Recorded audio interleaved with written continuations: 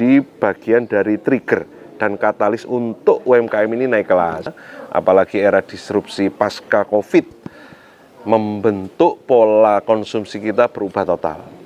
Hampir semua Mbak, Jawa Timur ini lumbung pangan nasional. Iya. Kita arahkan, Mbak. Beberapa kali kami mengadakan pelatihan untuk menyiapkan wirausaha baru. Wirausaha baru ini yang kemudian kita bekali bagaimana sih cara memulai berusaha.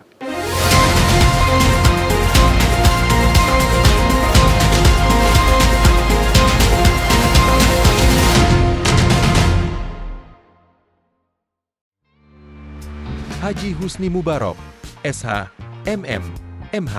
Lahir di Malang pada tanggal 8 Desember 1983, Husni Mubarok adalah sosok pemimpin muda yang tumbuh dari akar pendidikan dan perjuangan. Perjalanan akademiknya dimulai dari MI.NU Rejoyoso Kepanjen, berlanjut ke SLTP Negeri 4 Kepanjen, dan SMU Negeri Kepanjen. Ia kemudian menempuh pendidikan tinggi di Universitas Merdeka Pasuruan, meraih gelar sarjana hukum. Tak berhenti di sana, semangat belajarnya membawanya menimba ilmu di Universitas Profesor Dr. Mustopo, Jakarta untuk meraih gelar Magister Manajemen, serta gelar Magister Hukum dari Universitas Bung Karno, Jakarta.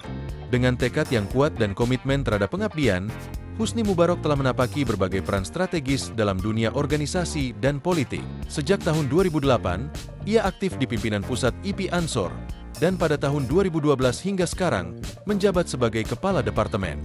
Di tahun yang sama, ia juga dipercaya sebagai Ketua DPP Partai Gerindra, sebuah amanah yang terus ia emban hingga kini.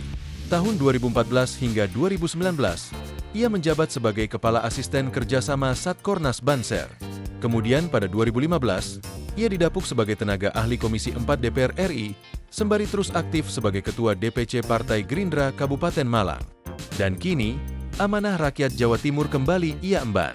Untuk periode 2024 hingga 2029, Haji Husni Mubarok menjabat sebagai pimpinan Komisi B DPRD Jawa Timur, membawa suara masyarakat menuju kemajuan dan kesejahteraan bersama.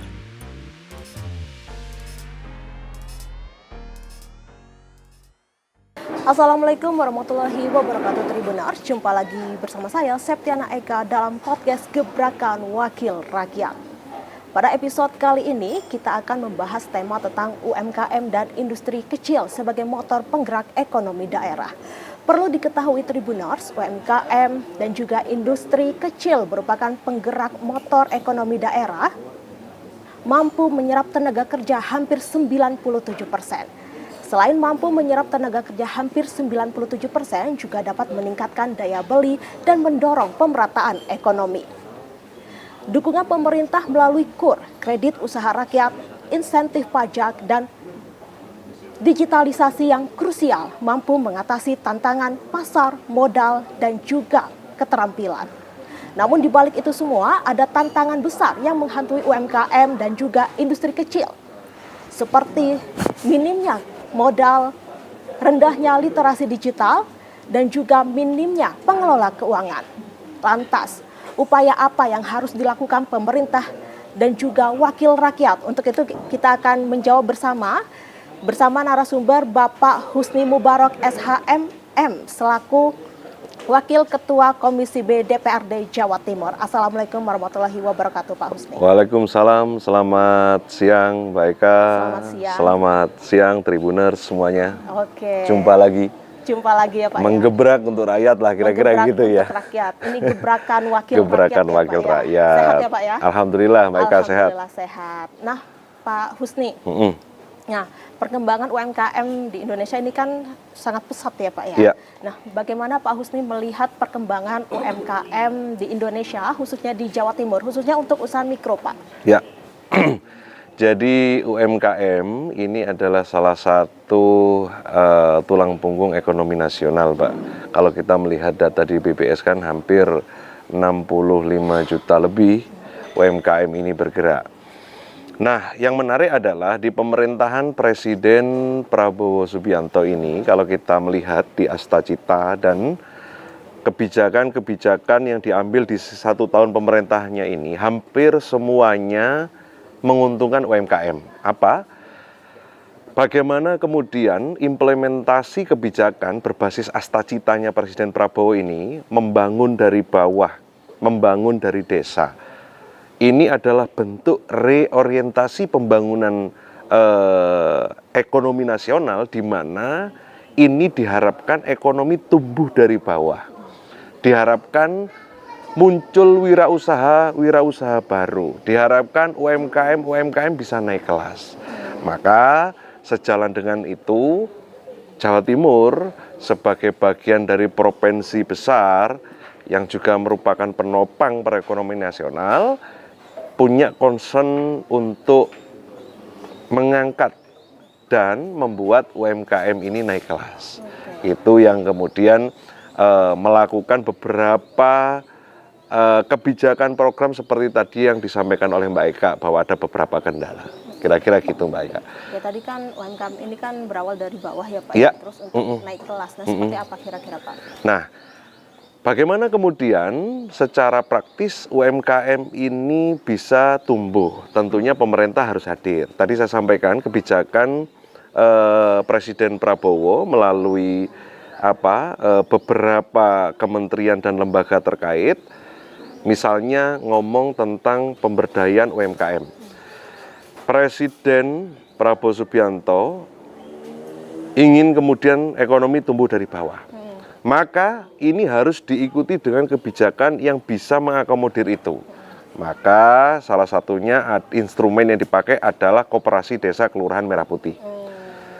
Ini diharapkan nanti akan membentuk industri-industri di tingkat desa yang diisi oleh para pelaku UMKM ini. Di koperasi inilah diharapkan menjadi hub. Di koperasi inilah diharapkan menjadi titik di mana UMKM ini yang selama ini mungkin bisa memproduksi tapi kesulitan memasarkan. Ada koperasi. Rata-rata begitu. Rata-rata UMKM kita itu kalah bersaing, terutama di masalah pemasaran. Kendalanya apa? Banyak. Contohnya? Digitalisasi. Oh, digitalisasi itu ya Pak ya. Minimnya literasi digitalisasi. Kemudian bagaimana campaign marketing yang benar. Bagaimana kemudian packaging yang benar dan lain sebagainya. Nah, dengan adanya koperasi, di mana setiap koperasi desa Kelurahan Merah Putih ini didampingi oleh petugas dari Kementerian Koperasi, PMO, dan BA, Bisnis Analisa, sehingga diharapkan kawan-kawan UMKM ini kemudian memproduksi barang yang memang dibutuhkan pasar, sesuai dengan kemampuan masing-masing. Nah, ini yang tadi saya sampaikan, bahwa hari ini pemerintah hadir dan berupaya mengangkat, atau bahasa kerennya adalah UMKM naik kelas. UMKM naik kelas. Ya, tentunya salah satunya dimulai dari hulunya dulu. Dari hulu, bagaimana tentang penyiapan produksinya. Misalnya ini UMKM tentang makanan, snack dan sebagainya. Kami di provinsi bekerja sama dengan dinas UKM dan koperasi melakukan pendampingan terhadap para wirausaha yang bergerak di UMKM. Ya. Pendampingan apa? Misalnya tentang penjamah makanan. Oh, penjamah makanan. Ya, ini kan nanti ujungnya kita ngomong tentang sertifikasi halal. Ya, nanti ujungnya kan kita ngomong tentang higienitas dan laik produk ini untuk dipasarkan. Nah, dimulai dari penjamah. Di situ nanti UMKM diajari, oh ini loh cara menjamah makanan yang benar, oh harus pakai APH, oh ini tidak boleh di bawah suhu sekian, ini tidak boleh disusun begini agar tidak kontaminasi dan sebagainya. Berarti ada prosedur-prosedurnya. Ada prosedurnya. Ini yang selama ini UMKM kita ya memproduksi aja. Ini Mbak Eka diharapkan menjadi bagian dari trigger dan katalis untuk UMKM ini naik kelas. Kita ngomong hulu tadi. Ya, hulu. Ketika kemudian sudah diproduksi, kami juga melakukan pendampingan terhadap bagaimana packaging, pelatihan tentang packaging, pelatihan tentang sumber daya pengelola UMKM itu. Kami bersama dengan Dinas KUKM Provinsi juga menyelenggarakan kegiatan-kegiatan peningkatan kapasitas sumber daya manusia. Oke, berarti pelatihan-pelatihan itu sangat dibutuhkan ya Pak? Sangat dibutuhkan. UMKM. Kalau misalkan pelatihan yang sesuai dengan era digitalisasi ini, apa kira-kira Pak?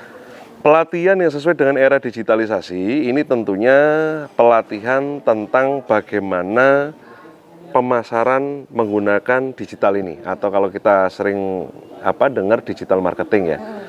Hari ini Mbak Eka, kita dihadapkan dengan dunia yang tidak bisa lepas dari digital.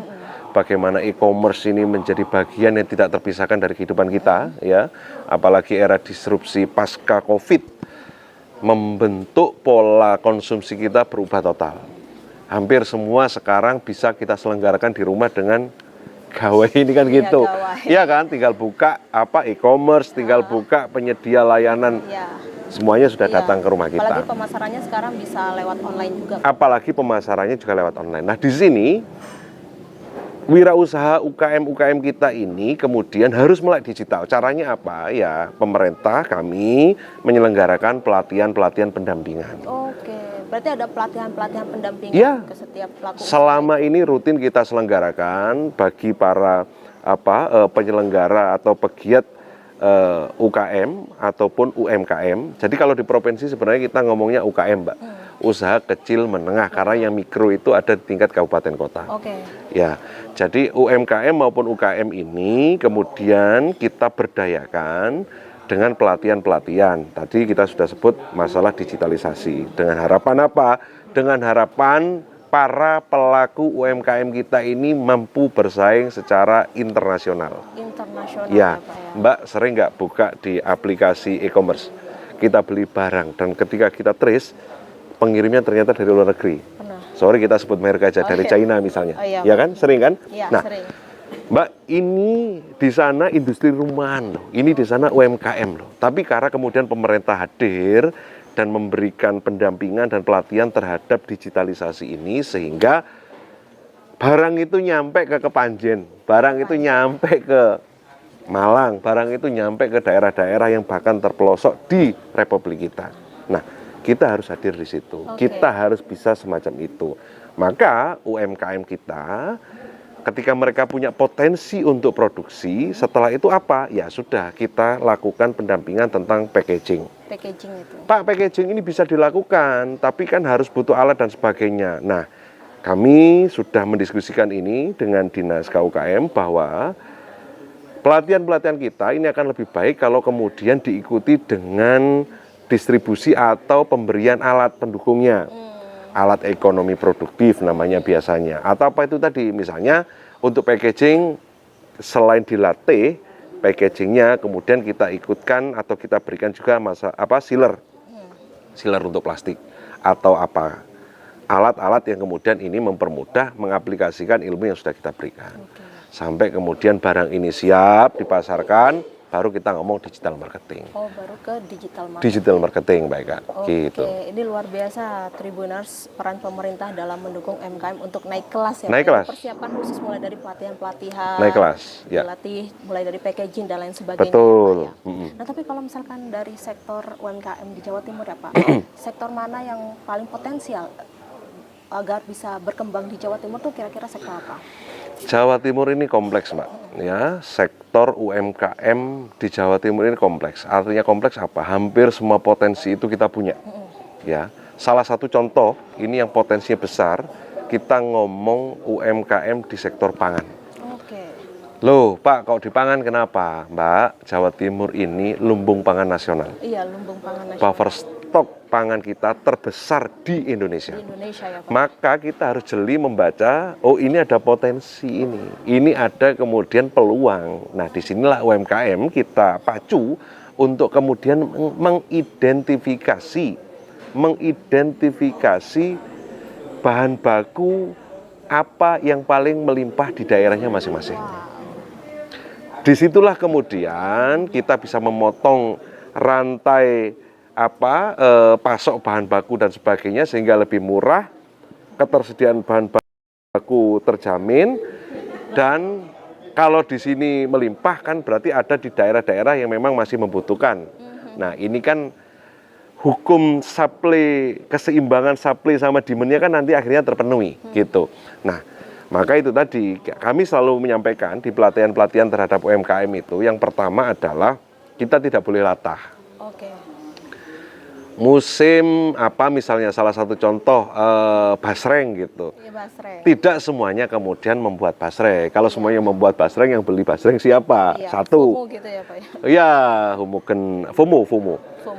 Kemudian kalau semuanya memproduksi satu produk ini, artinya kemudian terjadi kelangkaan bahan baku. Oke. Bahan baku susah. Dengan bahan baku langka ya berlaku lagi hukum supply demand-nya jadi mahal. Dengan mahal harga jualnya pun jadi nggak terkontrol. Akhirnya ya harus ada yang mati UMKM-nya karena tidak semuanya laku, tidak semuanya bisa terserap. Oke. Tapi kalau kemudian masing-masing UMKM kita ini menggali, ini memang sedang kita arahkan, Mbak. Beberapa kali kami mengadakan pelatihan untuk menyiapkan wirausaha baru. Wirausaha baru ini yang kemudian kita bekali bagaimana sih cara memulai berusaha. Dengan ini yang kita bangun mindset. Rata-rata ketika kita ajak berusaha, manusia, orang-orang ini pasti nanyanya, Pak, kendalanya modal. Nanti dulu. Oh, nanti dulu. Ini urusan Pak Prabowo ini sekarang modal semuanya ada ini. Ada ya, Pak? Gampang ini, ya kan? Koperasi Desa Merah Putih, kemudian Danantara dengan Bank Himbaranya membuka.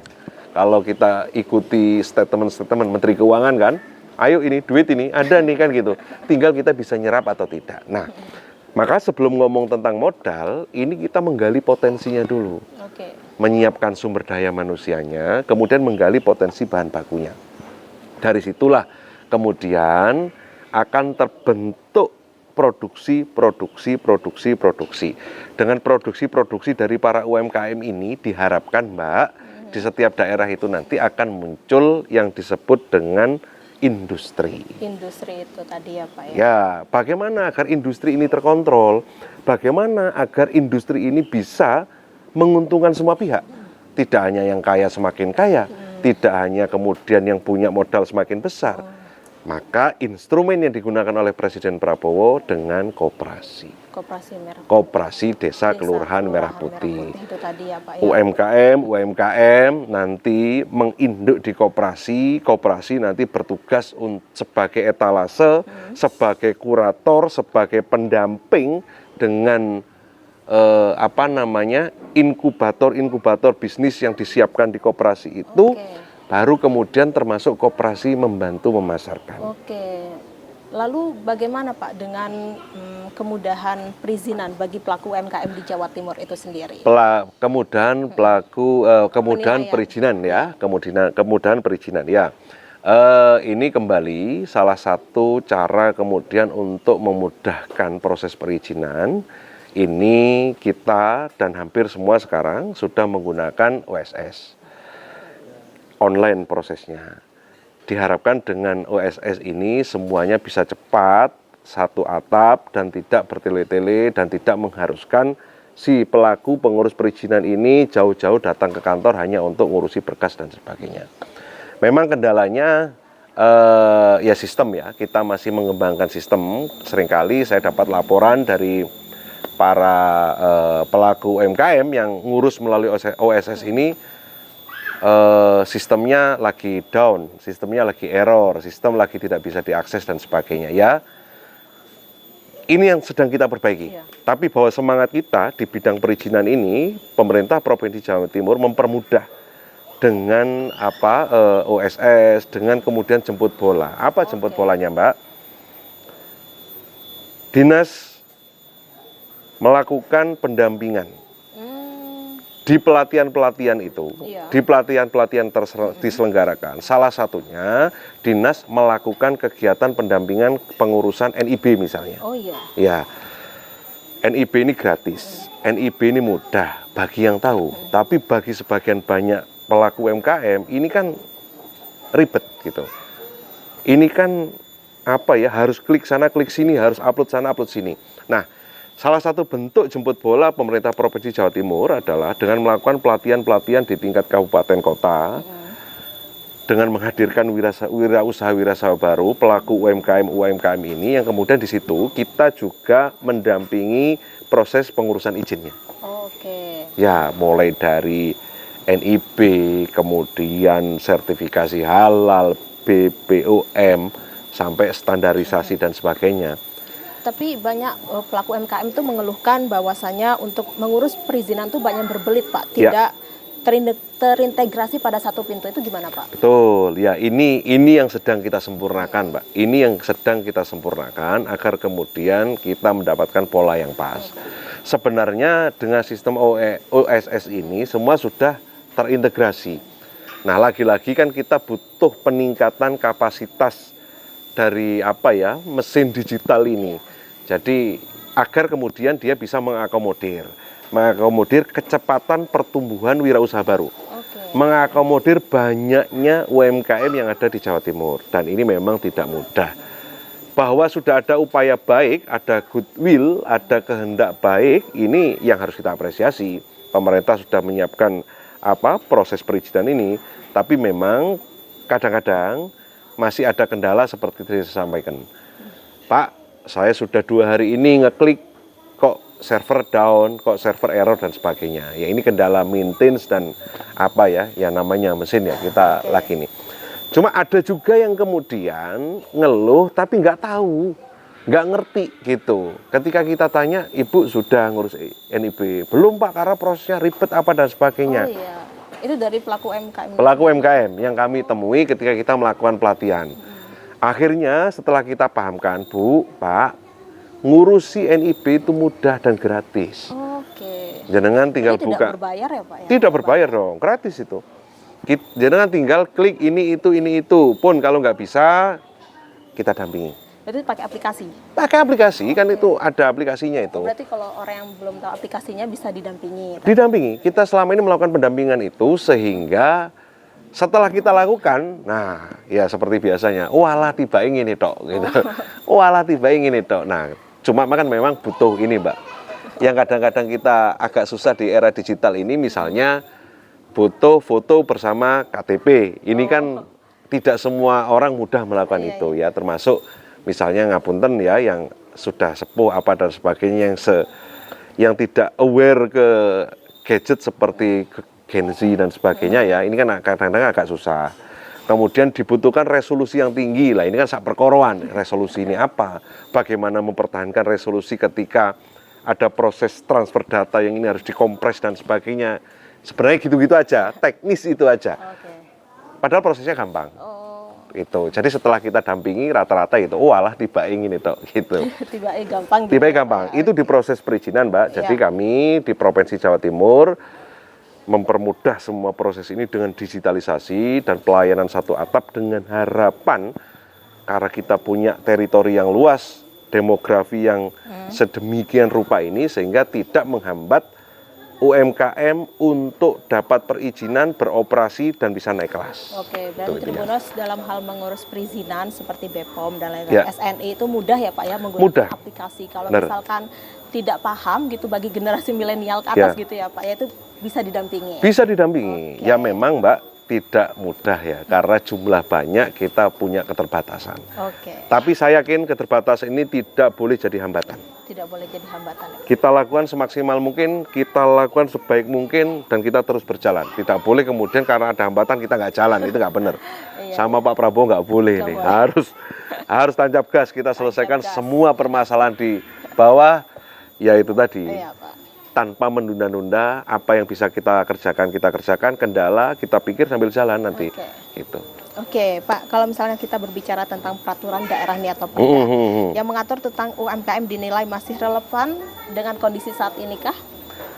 Ya, perda kita kalau tidak salah kita masih baru ya, perda UMKM kita itu kalau nggak salah perda 1 nomor 2 perda nomor 1 tahun 2024 tentang perlindungan dan pemberdayaan UMKM. Itu masih sangat relevan dengan kondisi hari ini karena di situ memang kita mengatur bagaimana kemudian skema terhadap perlindungan dan pemberdayaan UMKM. Perda nomor 1 tahun 2024. Tinggal implementasi juklak, juknis dan turunan dari perda ini yang perlu kemudian dikuatkan dan dimudahkan lagi. Biasanya kan dari perda kan kita turun ke Perbub ya.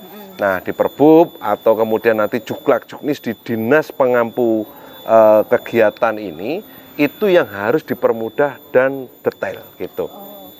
Kita ini selalu bermasalah dengan juklak juknis kita yang masih sangat normatif gitu.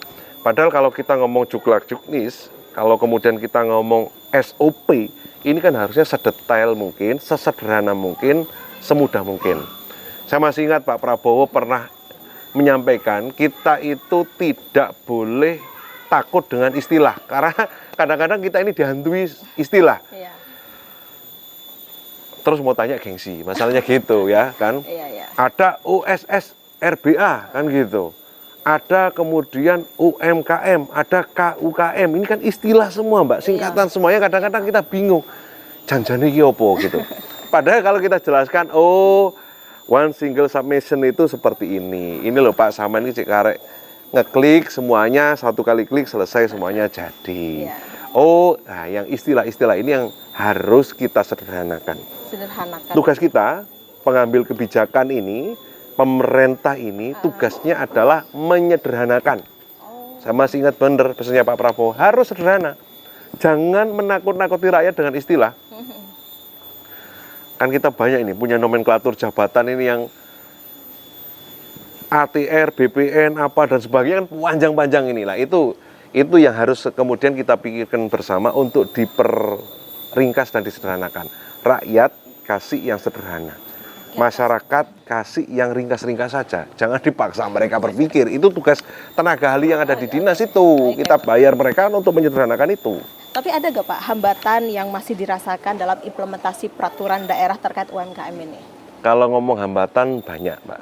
Kalau ngomong hambatan banyak ya. Tapi sekali lagi saya pengen menegaskan, hambatan ini tidak boleh membuat kita tidak bergerak. Sudah, itu kuncinya itu dulu.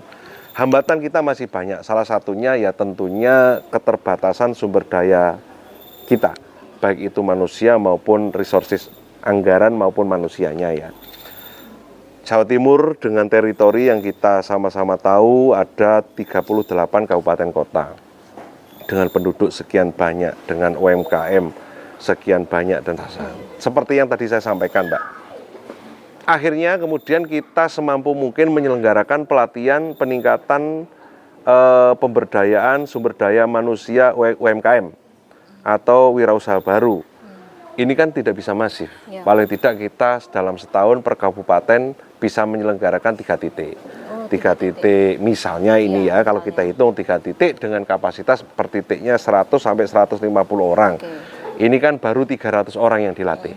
Padahal satu Kabupaten Malang ini ada berapa ribu UMKM yang harus kita latih. Satu. Kedua, yang masalah membangun mindset dan kesadaran kolektif para pelaku usaha bahwa digitalisasi ini tidak mahal.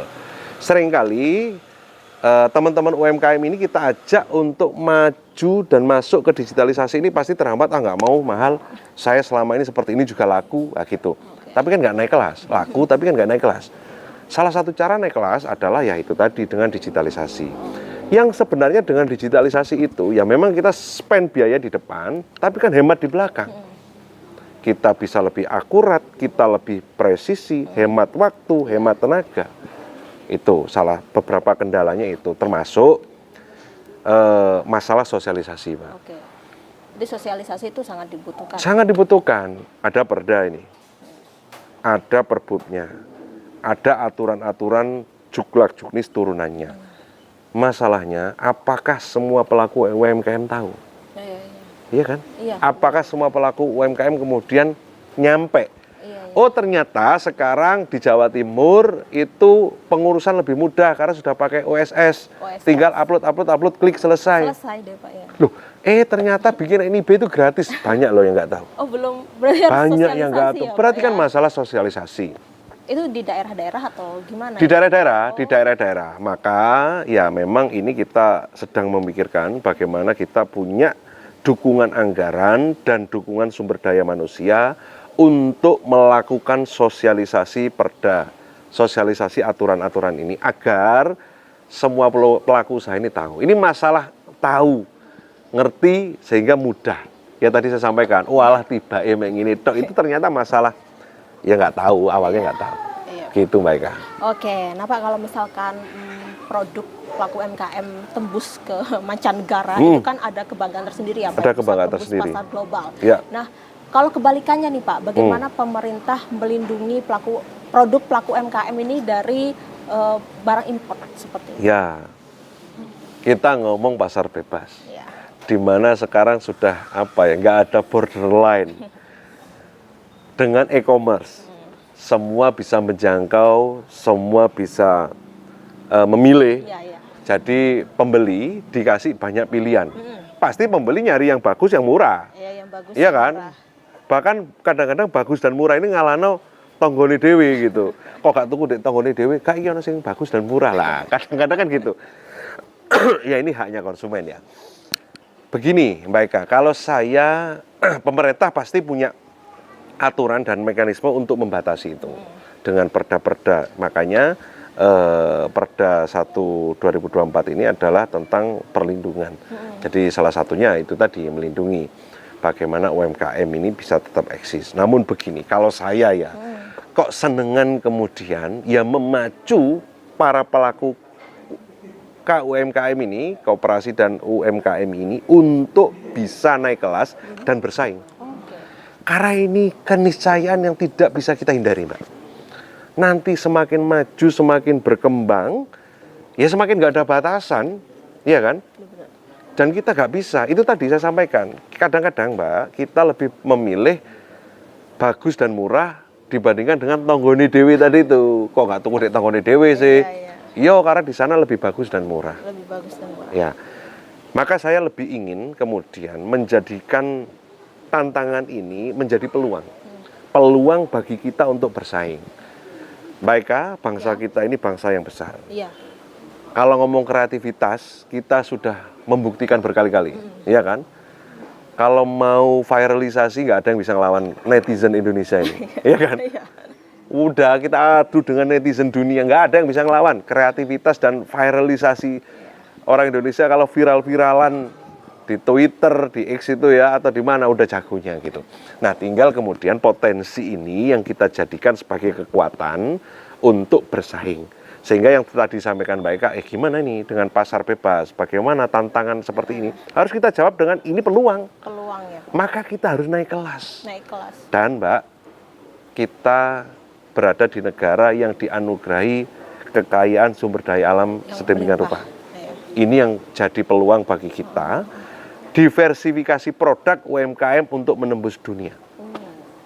Jadi saya ingin lebih kepada membangun kompetitif, jiwa kompetitif dan ya naik kelasnya UMKM ini untuk menjawab ini pasar bebas ini bagaimana? Ya sudah, ayo kita tarung aja.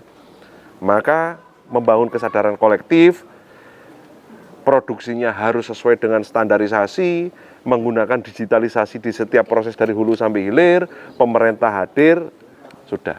Oke, tadi kan pemerintah tuh benar-benar mendukung UMKM untuk naik kelas ya Pak. Nah, bagaimana kalau UMKM yang mati suri gitu Pak, atau menjelang bangkrut gitu Kak? Ya, jadi termasuk itu yang menjadi bidang dampingan kita. Baik Kak, salah satu jawaban itu adalah Koperasi Desa dan Kelurahan Merah Putih. Pak Husni, kok dididik koperasi Mbak? Jadi begini, di koperasi inilah kita bisa secara kolektif membangun kekuatan ekonomi. Itu yang harus kita pahami dulu. Kenapa sih kok ada UMKM yang bangkrut? Kenapa ada UMKM yang wis megah-megah begini? Karena apa? Karena lawannya adalah pemilik modal. Satu, karena apa? Karena dia tidak bisa memproduksi dengan baik, tidak punya izin sehingga punya keterbatasan market. Karena kemudian tidak punya alat, tools untuk memasarkan. Iya Pak. Koperasi inilah jawabannya.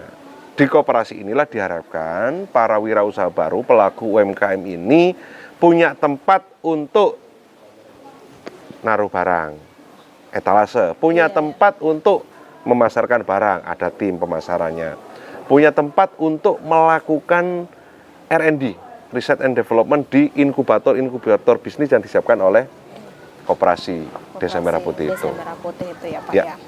Nah Pak, lalu seberapa mudah sih pelaku UMKM dalam mengakses program pembiayaan dari pemerintah seperti KUR, bantuan modal, dan hibah? Selain itu bagaimana efektivitas Bank Jatim Pak dalam membantu pengembangan UMKM ini? Ya, selama ini kami di Jawa Timur, Bank Jatim sebagai bank daerah ya, dan juga ada Bank UMKM Jawa Timur itu yang bagian dari Bank Jatim juga mendukung dan menyalurkan pembiayaan untuk mendukung UMKM ini agar bisa lebih bergairah dan bisa naik kelas. Ada beberapa program misalnya seperti dagulir, kemudian pinjaman-pinjaman UMKM dengan bunga rendah dan sebagainya. Dan di pemerintahan Presiden Prabowo ini ada peluang yang sangat menarik, Mbak, terkait dengan permodalan. Kalau dulu kita punya keterbatasan dengan menjadikan Bank Jatim hanya satu-satunya instrumen misalnya, hari ini Presiden melalui Danantara dengan bank himbarannya ini membuka keran sebesar-besarnya untuk pemberdayaan UMKM, kredit, kur, kemudian pengajuan hibah melalui skema CSR dan sebagainya. Ini beberapa kali saya mendampingi konstituen dan alhamdulillah. Maka tadi saya sampaikan sekarang semuanya mudah, tinggal kita mau atau tidak. Gitu. Tinggal kita siap atau tidak. Itu Pak Prabowo ini luar biasa, hulu sampai hilir dipikirkan, disiapkan. Tinggal kita mau download program ini, tinggal kita mau siap nggak untuk naik kelas, itu aja. Oke Pak, ini terakhir ya Pak ya. Bagaimana Bapak menilai efektivitas program pendampingan yang dilakukan oleh Dinas Koperasi dan UMKM selama ini? Ya, saya termasuk menjadi bagian dari proses pendampingan pelatihan yang diselenggarakan oleh Dinas. Kami dihadirkan sebagai pemateri, biasanya bekerja sama dengan Dinas ini. Efektifnya sangat luar biasa, sangat efektif, ya, sangat sangat membantu. Seperti tadi yang saya sampaikan di awal, harapan kami pelatihan ini didampingi dengan hardware untuk mendukung soft skill yang sudah kita ajarkan. Ya. Ilmu yang sudah kita aplikasikan, kita sampaikan, kita ajarkan ini biar bisa teraplikasi, maka kita selalu menyampaikan kepada dinas agar kemudian didampingi dengan alatnya, alat ekonomi produktif biasanya namanya. Misalnya gini, kita ngelatih pelaku UMKM untuk membuat snack gitu. Nah, ini akan lebih berguna dan menarik kalau kemudian setelah pelatihan atau di pelatihan itu juga ada alat ekonomi produktif pendamping. Ada mixer, ya ada alat cetaknya, ada apa dan sebagainya, sehingga bisa langsung teraplikasi. Oke, berarti modal semua sudah tersedia oleh pemerintah ya Pak ya, alat-alatnya juga sudah tersedia seperti itu. Jadi kegiatan pelatihan ini sangat efektif dan luar biasa, dampak serta animunya tinggal diperluas dan diperbanyak lagi. Oke. Cakupannya diperluas, kuantitinya diperbanyak lagi. Oke, terima kasih Pak Husni Mubarak. Terima kasih Mbak Eka. 30 menit lebih. Lebih kita lebih ya, karena di rumah mengenai UMKM dan industri kecil. Ya. Sebagai penggerak sektor ekonomi daerah. Betul. Terima kasih Pak Husni Baik, Mubarak. terima kasih. Ya. Baik Tribuners, sampai di sini dulu perjumpaan saya kali ini. Saya Septiana Eka pamit undur diri dan sampai jumpa.